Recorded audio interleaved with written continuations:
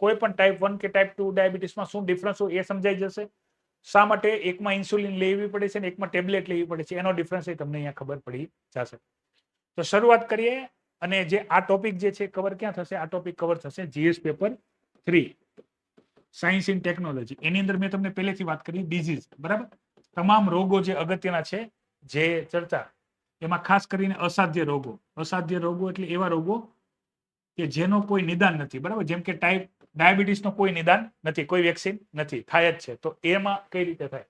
તો તમામ રોગો તૈયાર કરવાના છે. તો હવે શરૂઆત કરીએ. બેઝિકલી ડાયાબિટીસ શું છે? તો ડાયાબિટીસને તમે એવી રીતે સમજો કે આપણા બોડીમાં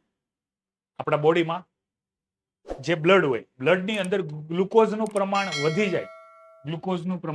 વધી જાય, એને આપણે શું કહીએ છીએ? ડાયાબિટીસ. હવે ડાયાબિટીસમાં બે ટાઈપ છે. આપણે અત્યારે પહેલા ચર્ચા કરીએ ટાઈપ 1 ડાયાબિટીસ. આને ઓટો ઇમ્યુન ડાયાબિટીસ કહેવાય છે. ઓટો ઇમ્યુન એટલે શું? તો ધ્યાનથી સમજો. ઇમ્યુન સિસ્ટમ તો તમને ખ્યાલ જ છે, એ પણ તમારે ભણવાનું છે. બેઝિક આપણી એનસીઆરટી નો પાર્ટ છે, જેને આપણે રોગ પ્રતિકારક તંત્ર કહીએ. ઇમ્યુન સિસ્ટમ મતલબમાં રોગ પ્રતિકારક તંત્ર, કે આપણા બોડીની બહારથી જે બેક્ટેરિયા, વાયરસ આપણા બોડીમાં હંમેશા જતા હોય. હું અત્યારે શ્વાસ લઉં છું તો હવામાં જે માઇક્રો ઓર્ગેનિઝમ હશે એ મારા બોડીમાં જતી જશે, પણ હું બીમાર નથી પડતો. કેમ? કારણ કે મારી બોડીની અંદર જે WBC વ્હાઇટ બ્લડ સેલ્સ કહેવાય, શ્વેત કણ કહેવાય, એ હંમેશા એની ફાઇટ કરતા હોય. કેમ? એ આપણી રોગ પ્રતિકારક શક્તિ છે, એને આપણે બોડીમાં વધવા દે નહીં. તો એનું કામ શું છે? બહારથી જે આવે છે એને રોકવા. ખ્યાલ આવી ગયો? હવે શું થાય? એ કંટ્રોલ હોય, એની ઉપર કંટ્રોલ હોય. હવે જ્યારે કંટ્રોલ સિસ્ટમ બગડે ત્યારે એને એ ભૂલાઈ જાય કે બહારથી અને ઘરના અંદરના એ બેમાં ડિફરન્સ શું છે એ ભૂલાઈ જાય. તો આપણે પેન્ક્રિયાસ, બરાબર. પેન્ક્રિયાસનું ગુજરાતી કમેન્ટ કરો. આપણું એક અંગ છે પેન્ક્રિયાસ, અહીંયા આવે પેન્ક્રિયાસ. આપણા સ્ટમક, જઠર હોય એની નીચે આવે પેન્ક્રિયાસ. સ્વાદુપિંડ કહેવાતું હશે ગુજરાતીમાં. તો ઈ પેન્ક્રિયાસમાં આવે બીટા સેલ, ઈ ઇન્સ્યુલિન સિક્રેટ કરે. હવે ઇન્સ્યુલિન સિક્રેટ ક્યારે થાય? તો એનું સમજો. બોડીમાં જ્યારે ગ્લુકોઝનું પ્રમાણ વધે તો એને કંટ્રોલ કરવા માટે આપણે મતલબ આ પણ ભણવાનું છે. એક્ઝોક્રેન ને એન્ડોક્રેન ગ્લેન્ડ આવે જે સિક્રેશન કરે, સ્ત્રાવ કરે. કોનો? ઇન્સ્યુલિનનો. તો ગ્લુકોઝનું પ્રમાણ વધશે તો ઇન્સ્યુલિન સિક્રેટ થશે. ઇન્સ્યુલિન શું કામ કરે? બેઝિકલી આપણા બ્લડમાં ગ્લુકોઝ વધી ગયો છે તો એને સેલમાં મોકલવાનું કામ કરે, આપણા કોષોમાં મોકલવાનું કામ કરે. હવે આ કોષોમાં કેમ ગ્લુકોઝ મોકલે? કારણ કે કોષોમાં એક્ટિવિટી થતી હોય. એક્ટિવિટી કરવા માટે એને ખોરાક જોતો હોય. ખોરાક, એને બે વસ્તુ જોઈએ, ખોરાક અને ઓક્સિજન. ઓક્સિજન એ બ્લડમાં હોય અને આ ખોરાક ગ્લુકોઝ એ પણ શેમાં હોય? બ્લડમાં હોય. એને મોકલવા લાગે, બરાબર. એટલે એનું વપરાશ થવા લાગે. આ ઇન્સ્યુલિન જે પેન્ક્રિયાસમાંથી બને, એ જે બનાવતા સેલ છે એ સેલને કહેવાય બીટા સેલ. ઓટો ઇમ્યુન ડિઝીઝમાં શું થશે કે આ બીટા સેલને આપણી રોગપ્રતિકારક જે શક્તિના જે સોલ્જર છે, બરાબર, એને માર નાખશે. એટલે ટાઈપ 1 ડાયાબિટીસને ઓટો ઇમ્યુન ડાયાબિટીસ કહેવાય છે. નામ યાદ રાખજો. જેમાં બોડીમાં જે ઇન્સ્યુલિનનું સિક્રેશન થાય આપણા બોડીમાં એ થતું જ નથી, બરાબર. ઇન્સ્યુલિન હોતું નથી. કેમાં? ટાઈપ 1 ડાયાબિટીસમાં. ધ્યાનથી સમજો. ટાઈપ 1 ડાયાબિટીસમાં બોડીમાં ઇન્સ્યુલિન હોતું નથી. તો આ થઈ ગઈ. હવે સમજો એટલું થઈ ગયું. ઉપાય ઉપર પછી આવીએ. લક્ષણો, ડાયાબિટીસ કોઈને થઈ છે તેના લક્ષણો શું? તો લક્ષણો છે ને ગોખવાના નથી, સમજવાના છે.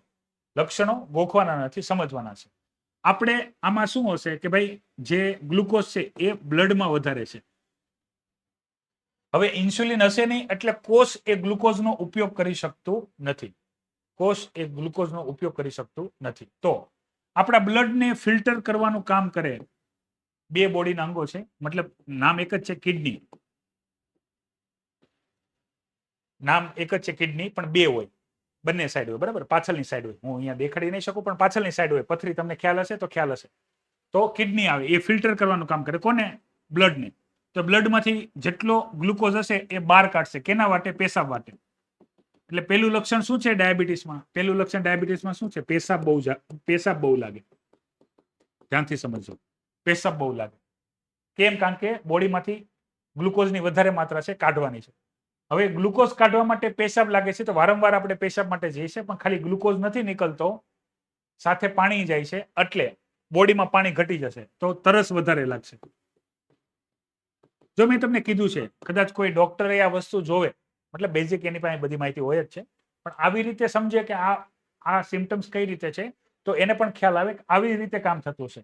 તો પેશાબ વધારે લાગે એટલે તરસ વધારે લાગે. બીજું કે આ ગ્લુકોઝ બ્લડમાં તો છે પણ કોષમાં નથી. હવે કોષને કામ કરવું હોય તો એને શું જોઈએ? ગ્લુકોઝ જોઈએ, પણ ગ્લુકોઝ એને કોષને મળતો નથી. કોના લીધે? ઇન્સ્યુલિન નથી એના લીધે. એટલે આપણી બોડી જે છે એને કોષોને કામ કરવું એ કામ નહીં કરીએ કે કારણ કે એની પાસે ગ્લુકોઝ નથી. તો બોડીમાં શું લાગે? તો થાક વધારે લાગે. બોડીને થાક વધારે લાગે કારણ કે કોષોને તો શું જોઈએ છે? કોષોને જોઈએ છે ગ્લુકોઝ. ગ્લુકોઝ બ્લડમાં છે પણ કોષમાં નથી આવતો. તો એને લીધે એ જે અંદર હશે એનું ભરપૂર વપરાશ કરશે તો બોડી થાકેલી લાગે. બરાબર? એટલે એક ખ્યાલ આવ્યું.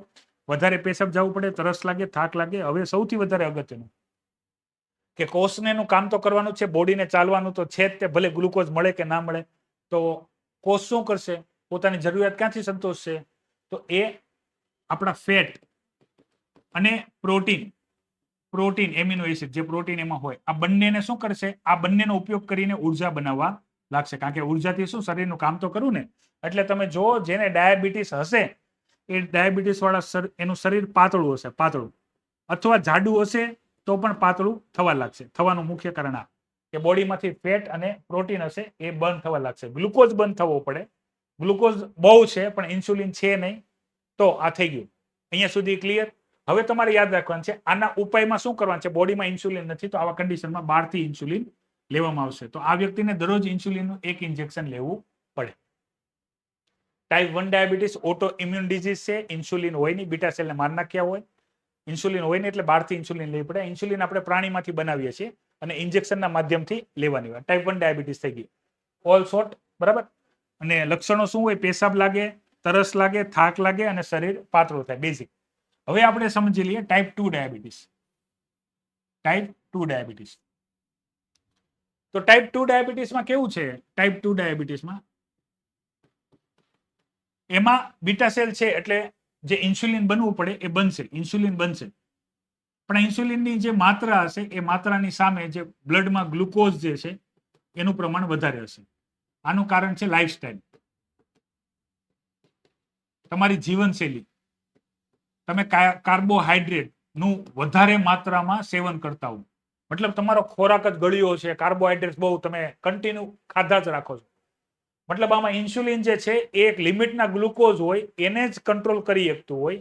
હવે જે ઇન્સ્યુલિન છે એની માત્રા એટલી બધી નથી કે એ આ બધા ગ્લુકોઝને પ્રોસેસ કરે. તો આની અંદર શું છે? તો આનો ઉપાય બહુ સરળ છે. આ દવાથી કામ થઈ જશે. કેમ? કારણ કે બોડીમાં ઇન્સ્યુલિન છે, ખાલી એ આટલા મોટી માત્રામાં ગ્લુકોઝ છે એને હેન્ડલ નથી કરી શકતો. તો અહીંયા શું છે? કસરત કરવી, પછી કાર્બોહાઈડ્રેટ છે એનું સેવન ઘટાડવું. કેમાં હોય તો સૌથી વધારે રાઈસ. તમને ખ્યાલ હશે ડાયાબિટીસ વાળાને ભાત ખાવાની મનાઈ કરવામાં આવે, ઘઉં ખાવાની મનાઈ કરવામાં આવે, ઘઉં ખાવાનું, ગળ્યું ખાવાની મનાઈ કરવામાં આવે કે જેથી તમે અંદર ગ્લુકોઝ નાખશો જ ઓછો તો જે ઇન્સ્યુલિન છે એ પછી કસરત કરશો તો ઇન્સ્યુલિન છે એની તાકાત વધશે. પછી મેડિસિન આપશો તો ઇન્સ્યુલિન છે એનો પાવર વધી જશે. કારણ કે ઇન્સ્યુલિન છે બોડીમાં. બરાબર? ઇન્સ્યુલિન બોડીમાં છે, ખાલી એ પૂરતો નથી. તો જે છે એનાથી કામ કરવાનું. ટાઈપ 2 માં તમે મેડિસિન લેશો તો કામ થઈ જશે અને ખાવામાં કંટ્રોલ કરશો, એક્સરસાઇઝ કરશો તો થઈ જશે. પણ ટાઈપ 1 માં તમારે ઇન્સ્યુલિન લેવું પડશે. ઇન્સ્યુલિનમાં એક નવો અપડેટ ખાલી ટાઈપ 1 ડાયાબિટીસમાં યાદ રાખજો. હવે એવા ઇન્જેક્શન આવી ગયા છે જે ડેલી લેવાની જરૂર નથી. ક્લિયર? ડેલી ઇન્જેક્શન લેવાની જરૂર નથી. સૌથી વધારે અગત્યની અને મહત્વની બાબત. હવે બે ટાઈપની નથી, ઘણા બધા ટાઈપની ડાયાબિટીસ છે. પણ તમારે અત્યારે તમારા લેવલે, બરાબર, મેડિકલ વાળા વિદ્યાર્થી ડાયાબિટીસ તો બહુ ડિટેલમાં ભણવાની છે. ના ભણે તો પણ એની પાસે એના પરિવારમાં પેશન્ટ હશે, તમારા પરિવારમાં હશે, પણ તમને આવી માહિતી ખબર હશે ને. હવે તમને ખબર પડશે કે બે ટાઈપની આવે. તો તમારા પેરેન્ટ્સ હવે જો ઇન્સ્યુલિન લેતા હોય તો તમને ઓટોમેટિક ખબર પડી જશે ટાઈપ 1 ડાયાબિટીસના પેશન્ટ છે. ખાલી દવા લેતા હોય તો ટાઈપ 2 ડાયાબિટીસના પેશન્ટ છે. તમે ડોક્ટર હોવ તોય ભલે, ન હોવ તોય ભલે, ખબર પડી જાય. કેમ? કારણ કે જે ભણવામાં ડોક્ટર ઘણા વર્ષો લગાડે એ આપણે આ 5 થી 10 મિનિટમાં શીખી ગયા. હાલાકી એનાથી તમે દવા ન લખી શકો.